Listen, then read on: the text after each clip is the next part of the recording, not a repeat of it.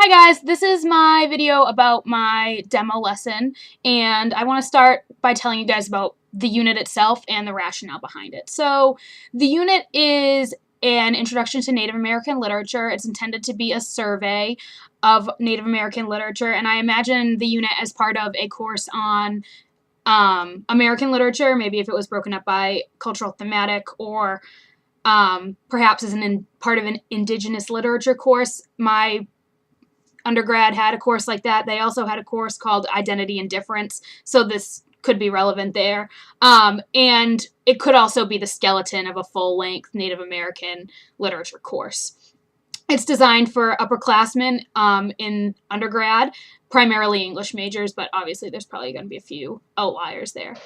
So I think studying Native American literature is important because it gives us the chance to reevaluate our misconceptions about our own history. And furthermore, it also lets students explore complex ideas like the nature of identity, which is the focus of this unit, along with a revision of stereotypes, resistance to colonization, connections with the land, and also questions about sovereignty. So there's a lot in Native American literature that is really prime for discussion.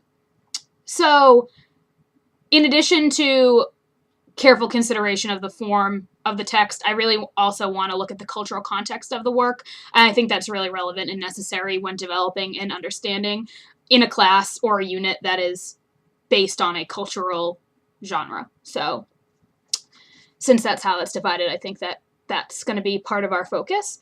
So the unit is going to start with an examination of the Native American oral tradition, which is really where Native American literature starts, and then it's going to follow a chronological pattern. So we start with the oral tradition, which isn't necessarily organized by a time frame. It doesn't necessarily have times attached to it. Obviously, oral tradition indicates that. So we'll study those tales and poems and songs first. You'll see that in my first lesson, because the lesson that I'm providing today is my first lesson of the unit. And then we'll go on to study texts by the first published Native Americans in the English language. So, for example, Samuel Occam wrote a speech in 1771, which was a sermon. And then we're going to move on to selections from early Native American novels. Now, I say selections because we're not going to read like 6 whole novels in the unit. We'll read bits and pieces of these novels from like the mid to late 1800s, which is when Native American novelists started publishing in English and not in their native language. So we won't be, we might look a little bit at Native American languages, but we might not. I haven't decided yet. So, and then after that, it's going to continue to follow a chronological trajectory. So we're going to look at some stuff that is, you know, really modern, but we're also going to look at the stuff in between. We're going to look at poetries, some songs, speeches, papers, and selections of novels. And we might read a whole novel. I assume that would be at the end. It'll probably be like Sherman Alexie or something like that. I'm not sure. I haven't decided yet what I want to read. So we'll see, but that is the intended path of the course. So the curriculum is intended to explore how the Native American narrative evolved, and it focuses on the conflict between the Native American people and white settlers. So it's my intention to focus on the identity of American Indians and how it changed and evolved, you know, with respect to American, European intervention, sorry. The central questions I really want to focus on are all about the identity of American Indians, and I also think it's really important that we'll spend a little bit of time talking about the differences between tribal identities, because Native Americans is not an all-encompassing terms. There's a big difference between Navajos and Wampanoags, so we're going to try to look at that. It won't be the central focus, but every time we study an author, I do intend to make sure that the students know what tribe they came from and what's going on with that. So the central questions of the course are kind of: how did the colonization of America affect the identity of Aboriginal peoples? How did the misunderstanding and stereotyping of American Indians affect their lives and identities? And why is the identity of an oppressed people important? So those are kind of the central questions, and I think difficult questions in the course. So I'm going to power through the first lesson because we're already at 5 minutes here. So the objective is to introduce Native American literature. It starts with the Native American oral tradition. That's where we are right now. I want the students to understand the thematic of storytelling. So we're going to talk a bit about storytelling in this lesson, and also looking at the imagery that is really prominent in Native American oral stories. So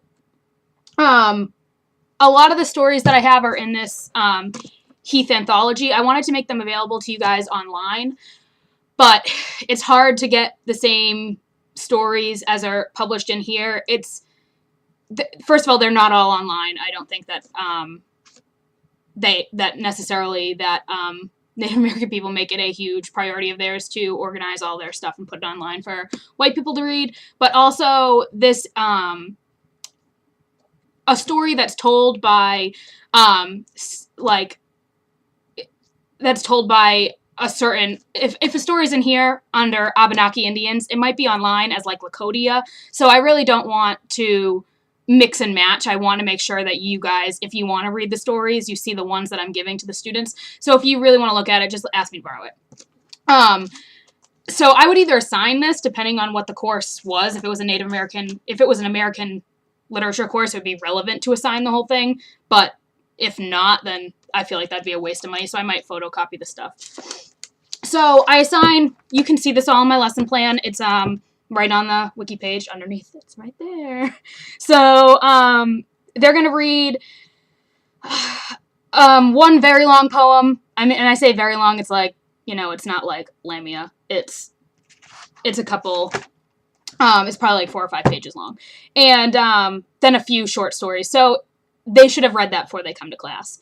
And they're also going to read 2 very brief introductions that are also in the Heath or in my photocopies. One is an introduction to the Native American oral tradition, and one is a little briefing about emergence accounts. So all of these short stories that I'm assigning are origin stories, quote unquote. So I think that this is a perfect lesson if you want to take the students outside to do so. I think you need to use your best judgment if you're going to do that, but I think it would be worthwhile because I think that there's something definitely relevant about nature and American Indian literature. So if I felt it was relevant or possible, I would take the kids outside and ask them to close their eyes, as silly as that sounds, and read them one of the stories, Ikatomi and the Dancing Ducks, out loud. And then after that, I'd ask them to answer a couple questions in an informal writing assignment, which I plan to collect. This is the assessment of their reading. So questions would be something like, what's the difference between hearing the story read and reading it yourself? What did you hear in the story that you may have missed while you were reading it?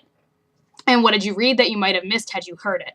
So that's going to be their quick writing assignment. All of that should take about 20, 25 minutes. Then I would either take the students back inside, you have to feel out your class, but then I would divide them into groups and have them each focus on one of the stories, in which they would read a little bit about it out loud in their group and then underline the really poignant images in the story and think about how images help a listener understand a story and what images indicate to the listener. I want to bring the class together at this point and readdress those questions with the entire class for discussion. So after that discussion, and I understand I'm going really fast, but I'm at 9 minutes now, and you guys are all probably sick of listening to me. So after this, you can pull up this website, nativelanguages.org. I'm going to show it to you guys right now. So doing my best here. This is my computer. That's trippy. Here. So this is a website, Native Languages of the Americas, and it has a lot of information. So, for instance, Abenaki Indians, it'll take you to this whole thing that there's a lot of information on here. So the link to this is on the lesson plan, and I strongly suggest if you want to understand what I am asking them to do, that you look at it.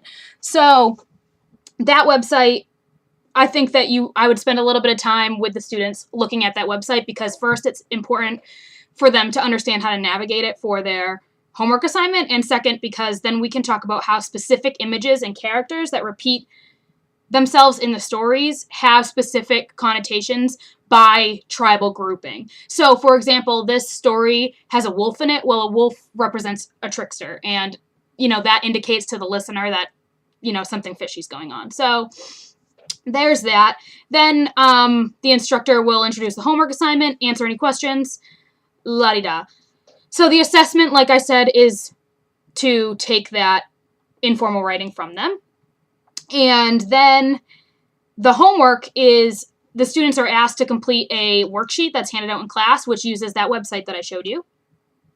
And they can read 2 tales that are available there, and they're going to look at it by tribe. So what I need you to do to understand that is look at the artifact that I posted right there. And it's really easy to understand. So I think, anyway. So check that out. It's essentially where they take 2 tribes, juxtapose them against each other, just looking at the name of the tribe, the language spoken. It's pretty brief. I can show you actually on my laptop here. Yeah. So there it is. So a couple cultural facts, and then I asked them to read 2 stories from just that specific tribe and fill out a little bit of stuff about it. So take a look at that. The reasoning for that is because I think it's important for them to really grasp that every tribe is different, and also to realize how many tribes there were.